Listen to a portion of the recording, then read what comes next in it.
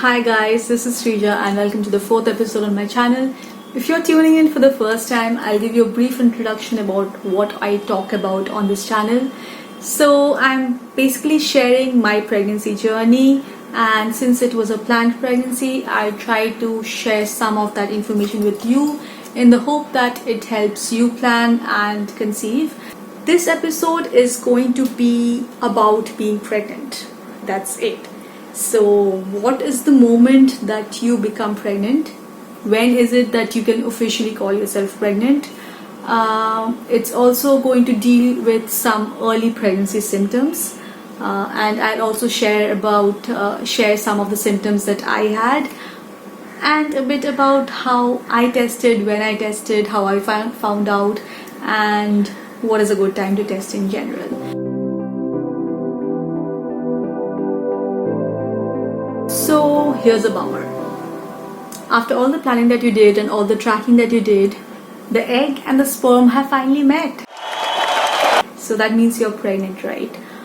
Apparently not. There's this other thing that needs to happen called implantation, which is when you officially become pregnant. So what is implantation? Implantation is when the fertilized egg travels all the way from the fallopian tube to the uterus and safely and securely attaches itself to your uterine lining. So your uterine lining, of course, needs to be receptive for implantation to happen, and once it happens, the HCG level goes up, and this is what the pregnancy test kits check for, by the way. But there are instances where, due to your uterus not being receptive for whatever reason, fertilization happens but implantation fails to occur.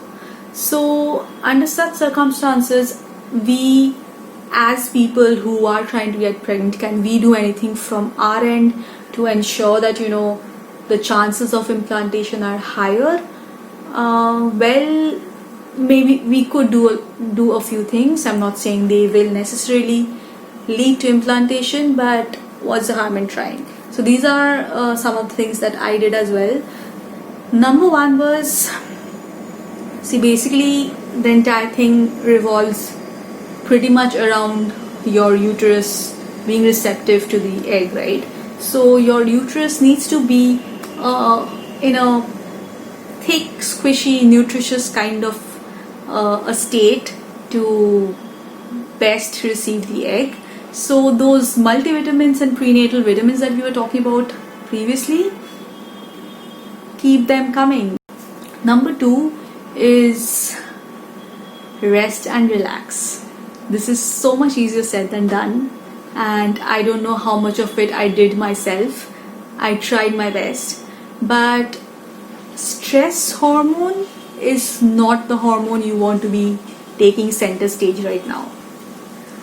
Number three is about exercise. So don't go crazy with the exercise. If you are used to a certain level of exercise, maybe you can keep that up, but this is not the time to try one intensive workout routine that you have not tried before. So try to go a little easy on that. I mean, I used to usually walk and do some slight bit of intensive exercise, in bits and parts, but I kept off that during that period and just kept it to walking. Number four is keep yourself warm, but don't go hot. I mean, keeping yourself warm shouldn't be a problem here, but don't apply too much heat around yourself. Like, don't take those hot shower baths, or go to a sauna, or apply, this can actually happen, apply a hot water bag on your abdomen because you're cramping. Don't do that right now. Another thing that I want to mention is anti-allergy medications. This is not exactly related to just implantation, but throughout the duration that you're trying to conceive, maybe it's a good idea to keep off anti-allergy medications, but because it seems to make sense, these medications dry out your runny nose a certain way, right? So they also kind of cause other crucial liquids to dry up, like your cervical fluid, which is so important for the whole conception journey. So while you're trying to conceive, maybe you can check with your doctor, but anti-allergy medication, not too much. Also, please note that a viable pregnancy is one where the fertilized egg attaches itself to the uterus, okay? So it can also happen that the fertilized egg attaches itself to maybe your fallopian tube, in which case you are going to get a positive test result because HCG will still be produced, and you are probably also going to feel those early pregnancy symptoms.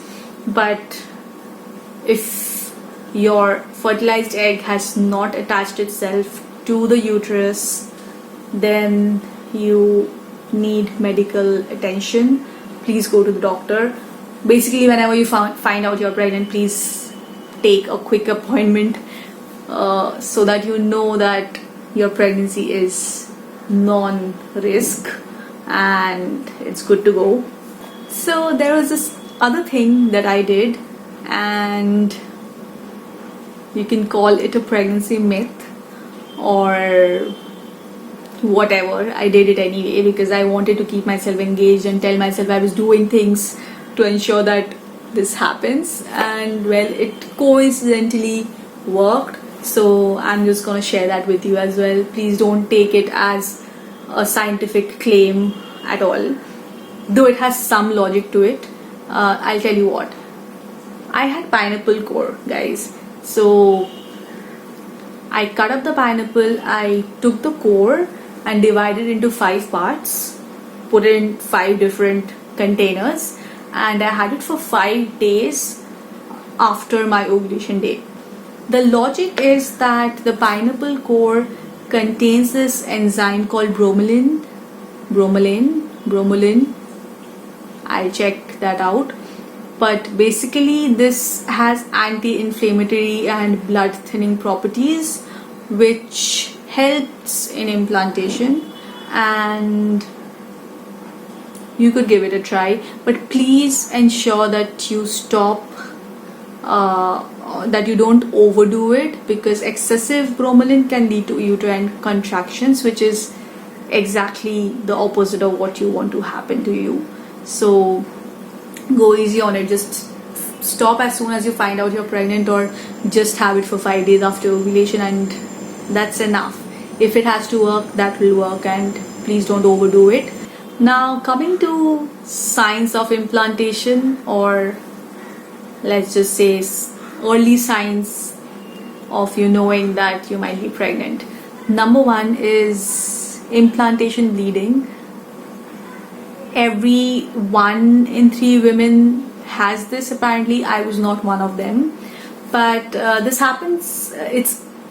It's an amazing sign because it's so clear and it's so indicative, but it's also very confusing because it happens very close to your scheduled next period date. So it can also be confusing like that. But of course, there are ways to tell implantation bleeding and normal period bleeding apart. I'll attach a picture here so that you can differentiate between the two.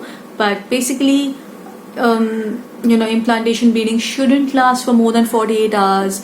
It will be very light. The color will not be the same as period bleeding. So yeah, once you know that you're having implantation bleeding, that's a pretty short way of starting to celebrate your pregnancy.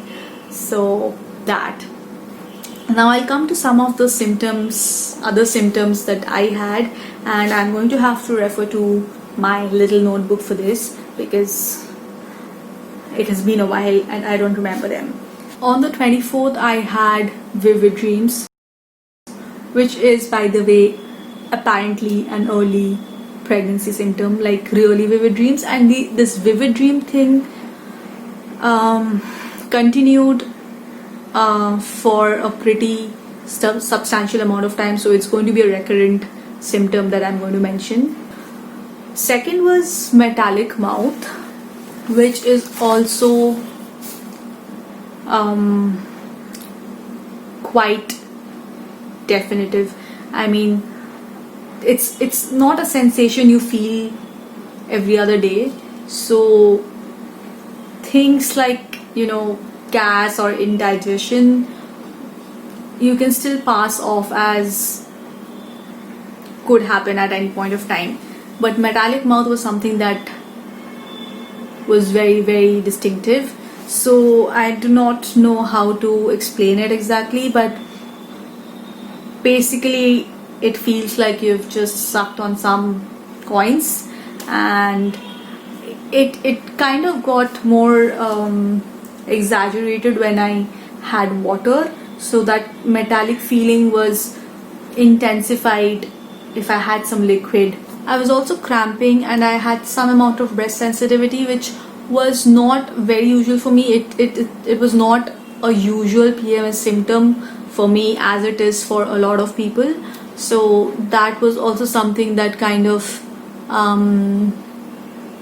made me feel like, okay, maybe it is something. On the 25th, for whatever reason, I decided to take a test, and it came out negative.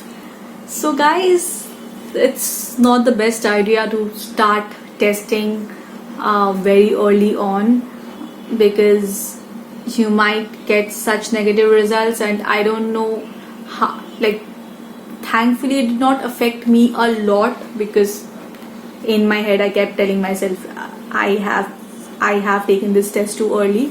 But if you're someone who gets upset very easily, or is not as pessimistic as I am in life, then don't take such early tests. The symptoms that I had that day were cramps, the breast sensitivity continued, I had indigestion and a bit of nausea, not a lot. Now, a lot of this nausea based symptoms might have been in my head. Okay, so on the 26th of April, I again had vivid dreams, metallic mouth, gas, bloating, nausea, and I was super thirsty. Now, thirsty is a feeling that I don't feel often as well. I mean, that sounds really weird, I know, but I'm not the most well hydrated person. I don't reach out for my water bottle enough, and I kept feeling like having some water or some liquid or the other, and that was not usual for me, and that was another symptom that I noted down as a sort of major symptom. On 27th, again, vivid dreams, cramps, gas, and chapped lips, thirsty chapped lips, which was also very unusual for me. It was April, it was April, May at that point of time, and there was zero reason for me to have chapped lips. 28th April, again vivid dreams, chapped lips continued, cramps, gas, breast sensitivity, all of that continued.